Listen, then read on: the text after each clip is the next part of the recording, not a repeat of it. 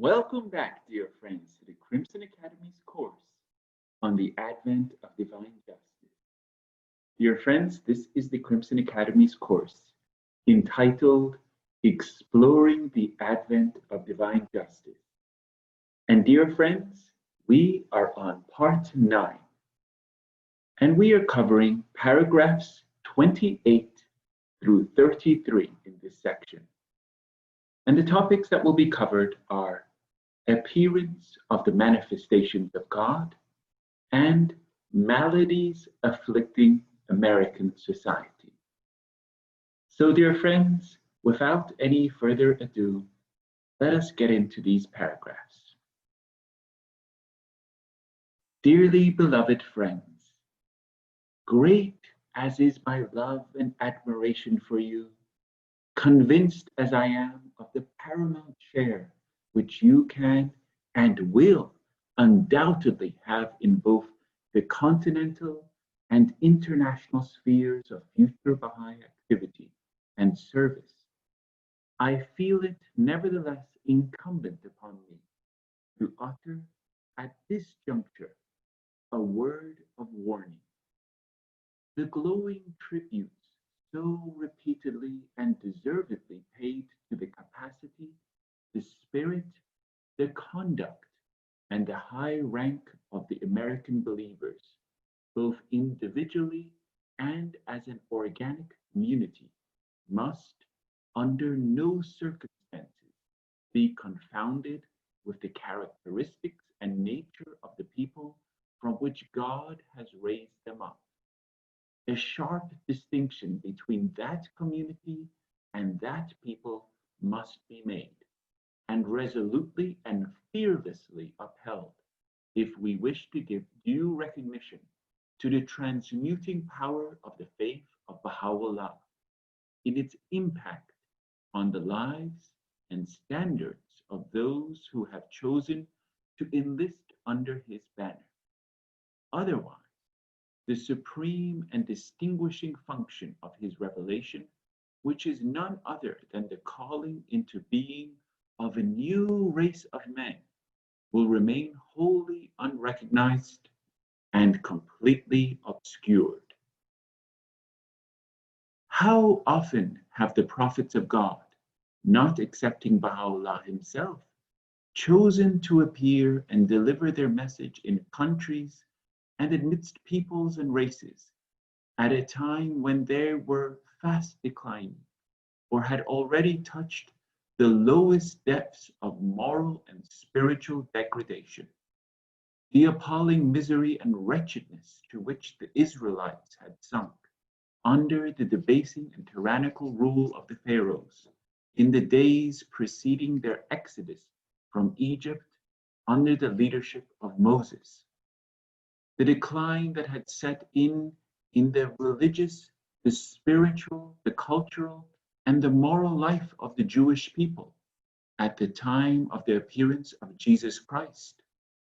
The barbarous cruelty, the gross idolatry and immorality, which had for so long been the most distressing features of the tribes of Arabia, and brought such shame upon them when Muhammad arose to proclaim his message in their midst.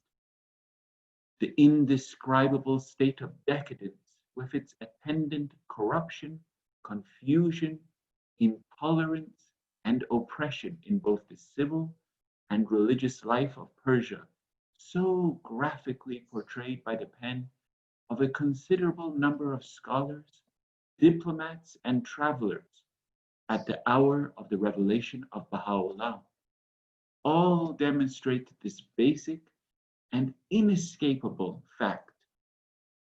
To contend that the innate worthiness, the high moral standard, the political aptitude, and social attainments of any race or nation is the reason for the appearance in its midst of any of these divine luminaries would be an absolute perversion of historical facts, and would amount to a complete repudiation of the undoubted interpretation placed upon them so clearly and emphatically by both Baha'u'llah Abdul Baha. How great then must be the challenge to those who, belonging to such races and nations, and having responded to the call which these prophets have raised, to unreservedly recognize and courageously testify to this indubitable truth, that not by reason of any racial superiority, political capacity, or spiritual virtue which a race or nation might possess, but rather as a direct consequence of its crying needs, its lamentable degeneracy, and irremediable perversity, has the prophet of God chosen to appear in its midst, and with it, as a lever, has lifted the entire human race to a higher and nobler plane of life and conduct. For it is precisely under such circumstances and by such means that the prophets have, from time immemorial, chosen and were able to demonstrate their redemptive power to raise from the depths of abasement and of misery the people of their own race and nation, empowering them to transmit in turn to other races and nations the saving grace and the energizing influence of their revelation. In the light of this fundamental principle, it should always be borne in mind, nor can it be sufficiently emphasized, that the primary reason why the Bab and Baha'u'llah chose to appear in Persia and to make it the first repository of their revelation was because of all the peoples and nations of the civilized world that race and nation had, as so often depicted by Abdul Baha, sunk to such ignominious depths and manifested so great a perversity as to find no parallel among its contemporaries. For no more convincing proof could be adduced demonstrating the regenerating spirit animating the revelations proclaimed by the Bab and Baha'u'llah than their power to transform what can be truly regarded as one of the most backward, the most cowardly, and perverse of peoples into a race of heroes, fit to effect in turn a similar revolution in the life of mankind. To have appeared among a race or nation which by its intrinsic worth and high attainments seemed to warrant the inestimable privilege of being made the receptacle of such a revelation would, in the eyes of an unbelieving world, greatly reduce the efficacy of that message and detract from the self-sufficiency of its omnipotent power. The contrast so strikingly presented in the pages of Nabil's narrative between the heroism that immortalized the life and deeds of the dawnbreakers and the degeneracy and cowardice of their defamers and persecutors is in itself a most impressive testimony to the truth of the message of him who had instilled such a spirit into the breasts of his disciples.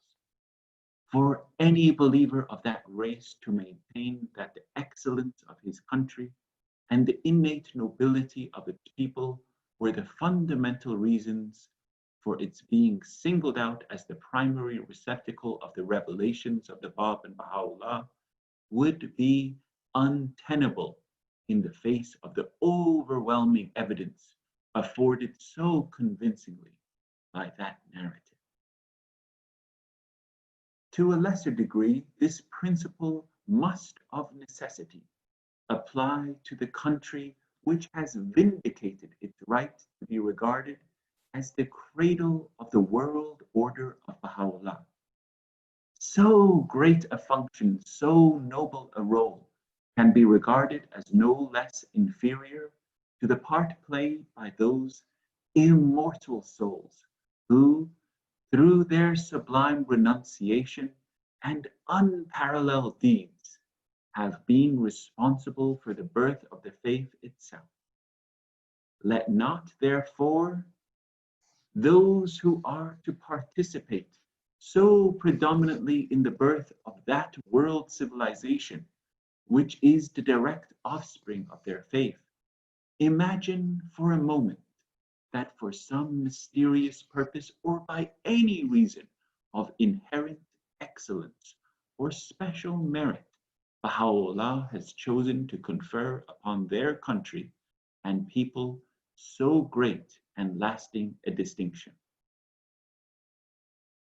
It is precisely by reason of the patent evils which, notwithstanding its other admittedly great characteristics and achievements, an excessive and binding materialism has unfortunately engendered within it, that the author of their faith and the center of his covenant have singled it out to become the standard bearer of the new world order, envisaged in their writings. It is by such means as this that Baha'u'llah can best demonstrate to a heedless generation his almighty power, to raise up from the very midst of a people immersed in a sea of materialism, a prey to one of the most virulent and long-standing forms of racial prejudice, and notorious for its political corruption, lawlessness, and laxity in moral standards, men and women who, as time goes by, will increasingly exemplify those essential virtues of self-renunciation, of moral rectitude, of chastity, of indiscriminating fellowship, of holy discipline, and of spiritual insight that will fit them for the preponderating share they will have in calling into being that world order and that world civilization of which their country, no less than the entire human race, stands in desperate need. Theirs will be the duty and privilege in their capacity, first as the establishers of one of the most powerful pillars sustaining the edifice of the universal house of justice, and then as the champion builders of that new world order of which that house is to be the nucleus and forerunner, to inculcate, demonstrate, and apply those twin and sorely needed principles of divine justice and order, principles to which the political corruption and the moral license, increasingly staining the society which they belong, offer so sad and striking a contrast. And who knows but that when this colossal task has been accomplished, a greater, a still more superb mission, incomparable in its splendor, and foreordained for them by Baha'u'llah, may not be thrust upon them? The glories of such a mission are of such dazzling splendor, the circumstances attending it so remote, and the contemporary events with the culmination of which it is so closely knit in such a state of flux that it would be premature to attempt at the present time any accurate delineation of its features. Suffice it to say that out of the turmoil and tribulations of these latter years, opportunities undreamt of will be born, and circumstances unpredictable created that will enable, nay, impel the victorious prosecutors of Abdul Baha's plan to add, through the part they will play in the unrolling of the new world order, fresh laurels to the crown of their servitude to the threshold of Baha'u'llah. Excellent, dear friends. Let us get into the introduction. The beloved guardian warns that the capacity, the spirit, the conduct, and high rank of the American believers, either individually or as a community, are not the typical characteristics of the people from which God has raised them. Such a distinction demonstrates the impact of the transmuting power of the revelation of Baha'u'llah on the lives and standards of those who have come under his banner. North America has been chosen as the cradle for the Baha'i administrative order to demonstrate this power. So, dear friends, let us go through some major key points from these paragraphs 28 through 33. The manifestations of God always appear among people and races at the lowest depths of moral and spiritual degradation. The manifestations of God transform the selected people and societies to create the most advanced civilizations that then influence other races and nations. His Holiness Moses came during a time of darkness when ignorance and childishness prevailed amongst the people, and they were waverers. When the Israelites lost the spirit of Judaism and became fanatical and disunited, His Holiness Jesus Christ appeared. His Holiness Muhammad appeared among the savage tribes of Arabia and transformed them into a nation that became a great civilization. At the time of the advent of the Blessed Bab and His Holiness Baha'u'llah, Persia was a feeble and backward nation. The distinction conferred by Baha'u'llah on America is to demonstrate the transformative power of his revelation. During his travels to Europe and the United States, His Holiness Abdul Baha repeatedly talked about the excessive materialism affecting the world and its baneful consequences. And finally, lawlessness and violence are dominant characteristics of American society. So, dear friends, let us get into studying these paragraphs.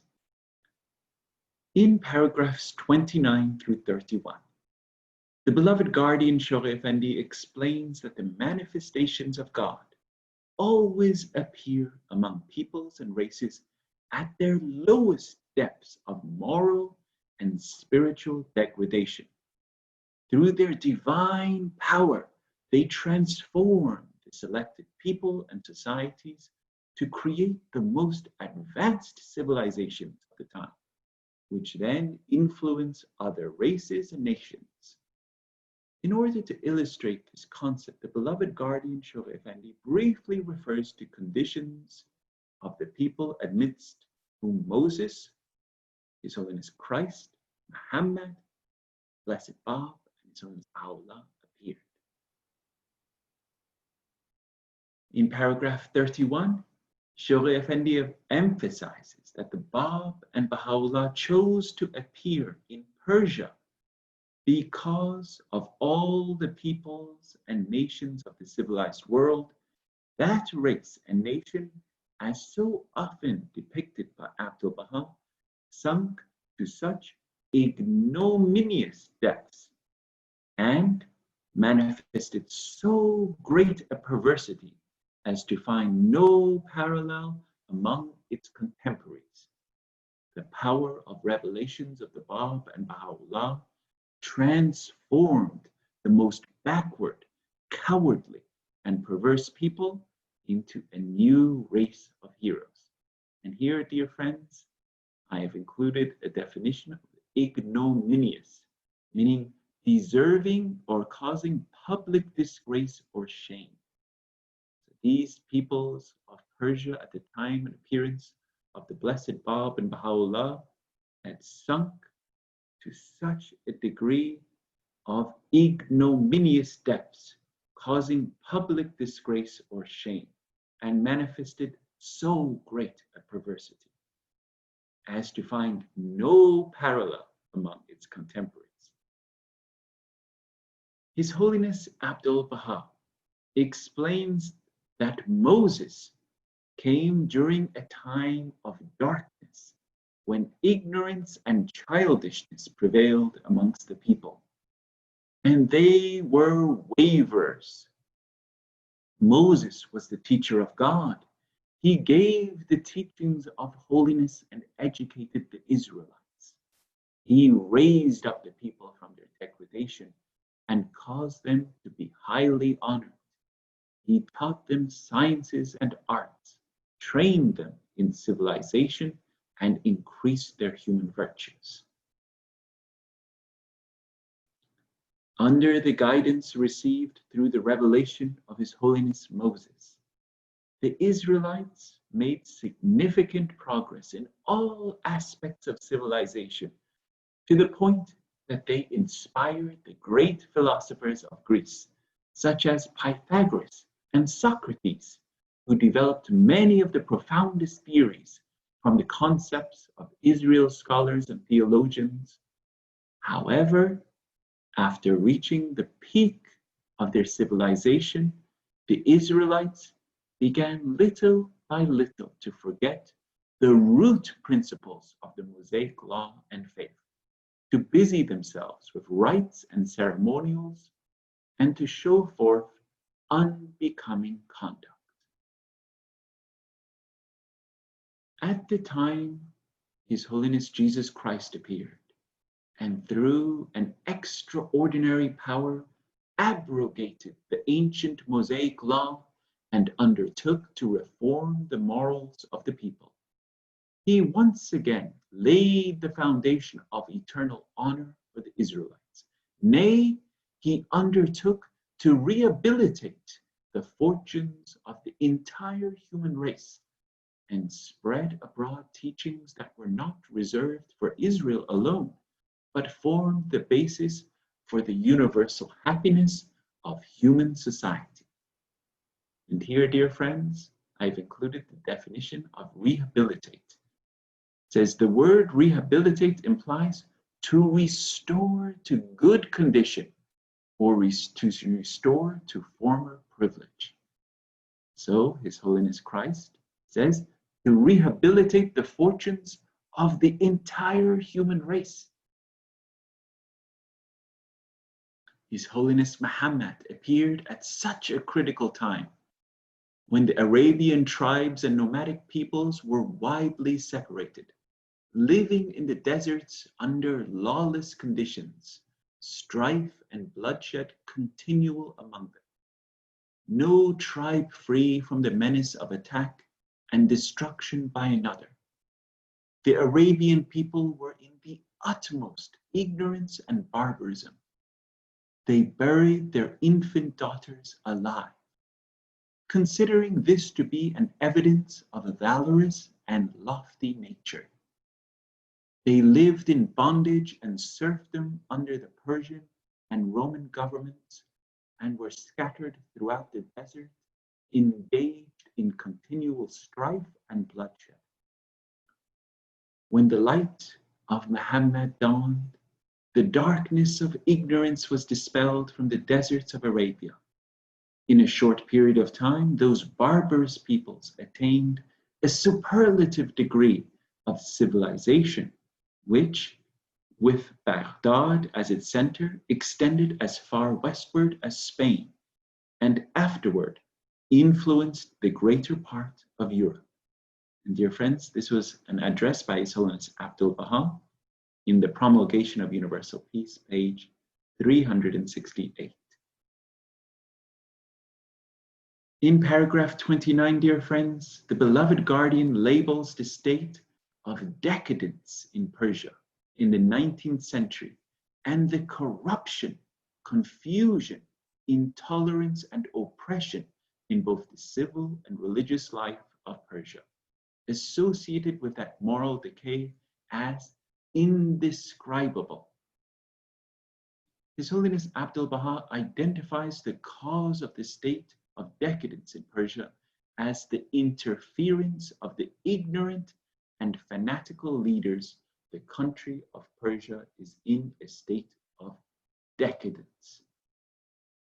And here, dear friends, is a picture of Nasruddin Shah, the Shah of Persia, who ruled from 5th of September 1848 to the 1st of May 1896. And dear friends, we will hear a lot more about Nasruddin Shah in our course coming up, the promised day is come.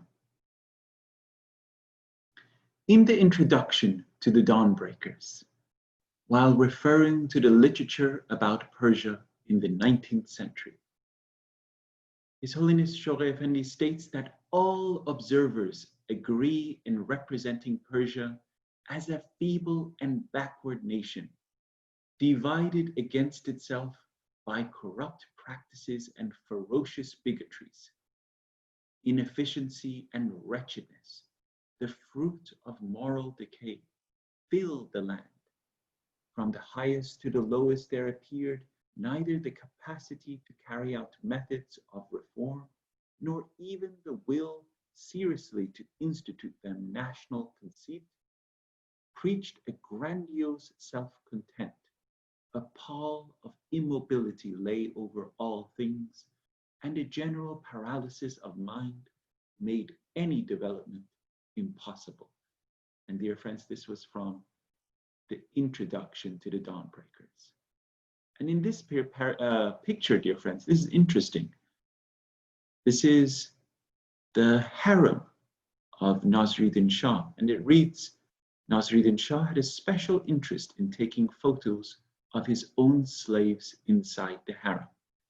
In this photo, 53 eunuch slaves of different ethnic backgrounds in their early childhood had probably been recently sent from abroad to the local southern markets and to the king's harem, among them 4 African boys inside Nasruddin Shah's harem. And the location was the Golestan Palace in Tehran. His Holiness Abdul Baha, in The Secret of Divine Civilization, sheds more light on the nature of the degeneracy that afflicted Persia at that time. Abdul Baha states, "This fairest of lands was once a lamp, streaming with the rays of divine knowledge, of science and art, of nobility and high achievement, of wisdom and valor. Today, because of the idleness and lethargy of her people, their torpor, their undisciplined way of life, their lack of pride, lack of ambition, her bright fortune has been totally eclipsed. Her light has turned to darkness. The 7 heavens and the 7 earths weep over the mighty when he is brought low." Here, dear friends, is a picture of a solar eclipse as His Holiness Abdul Baha describes Persia as this lamp being eclipsed. Says Persia, her bright fortune has been totally eclipsed. Her light has turned to darkness.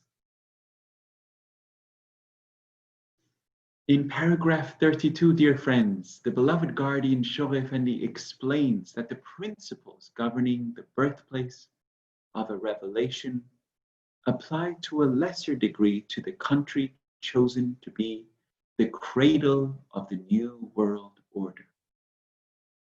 Such distinction conferred by His Holiness Baha'u'llah on America and its people is not people because of some mysterious purpose or by any reason of inherent excellence or special merit. Rather, this how Baha'u'llah demonstrates the transforming power of his revelation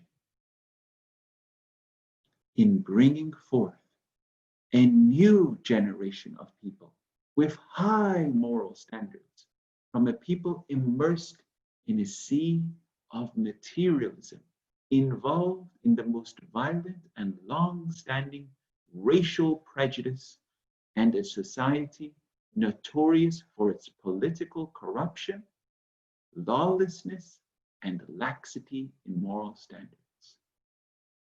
Here, dear friends, are a few pictures of people immersed in a sea of materialism. The beloved guardian Shoaib Effendi particularly emphasizes in paragraph 32 that political corruption and the moral license are increasingly staining American society. In a message to the American Baha'is on the 28th of July 1954, he states, "The steady and alarming deterioration in the standard of morality as exemplified by the appalling increase of crime, by political corruption in ever widening and ever higher circles, by the loosening of the sacred ties of marriage, by the inordinate craving for pleasure and diversion, and by the marked and progressive slackening of parental control, is no doubt the most arresting and distressing aspect of the decline that has set in, and can be clearly perceived in the fortunes of the entire nation." The beloved guardian Shoaib Effendi points out in paragraph 33 that his observations of the maladies afflicting American society have no bearing on the qualities of high intelligence, of youthfulness, of unbounded initiative and enterprise of the United States of America, a country that had only relatively recently achieved nationhood. Dear friends, I explore the definitions of materialism here. The term materialism is used in the English language within two contexts. In the first sense, materialism is philosophical ideology, proposing matter as the main substance of all living and non-living entities, referred to as philosophical materialism. And in another context, materialism represents a set of attitudes and behaviors primarily concerned with the production and acquisition of income and worldly goods.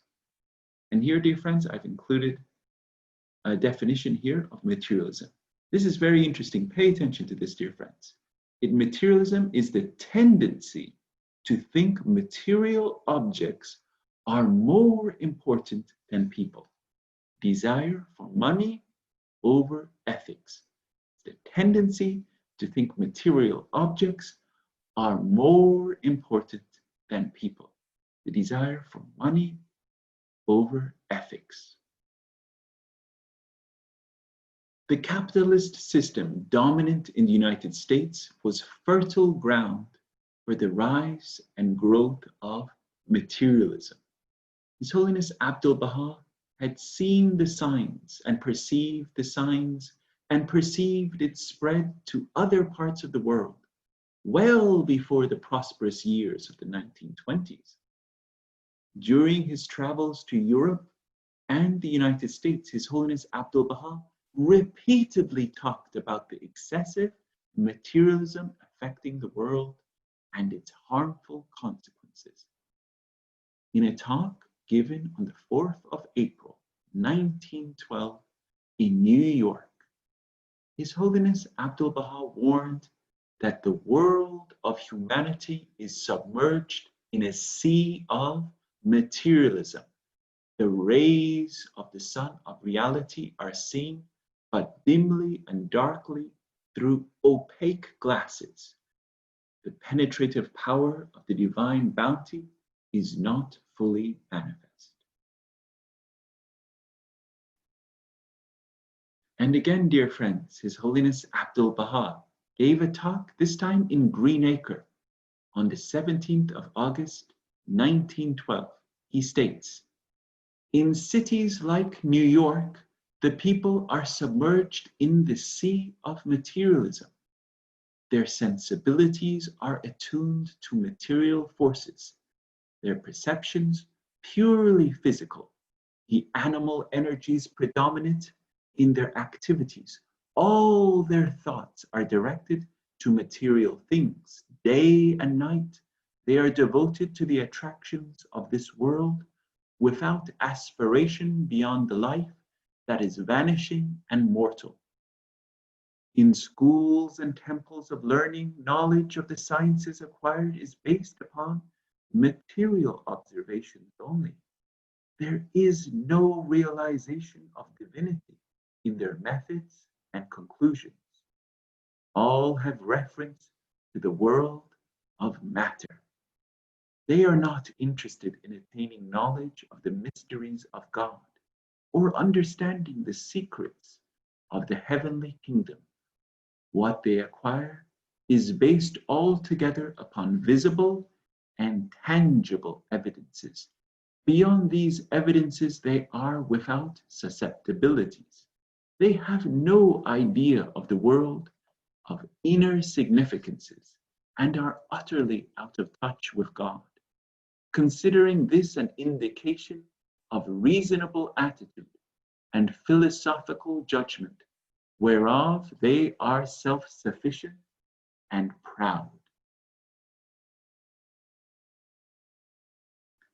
Lawlessness and violence are dominant characteristics of American society. Notable sociologist Alan D. Grimshaw writes, America has been then a land of lawlessness and violence, ranging from spontaneous brawls between servicemen of different branches and schoolboys from different schools, through the blood feud and gangster warfare, to the full-fledged military campaigns which have occurred in struggles between class and between adherents of different religious faiths. The tradition of lawlessness includes both a contempt of parking regulations and an admiration of gangster heroes, and on the other hand, an excess zeal in the administration of vigilante justice, lynch law, and six-shooter law on the frontier. There is practically no section of the United States which has not at one time or another been a center of lawlessness and violence. Thank you very much, dear friends. And this concludes part 9. We look forward to presenting part 10. Thank you.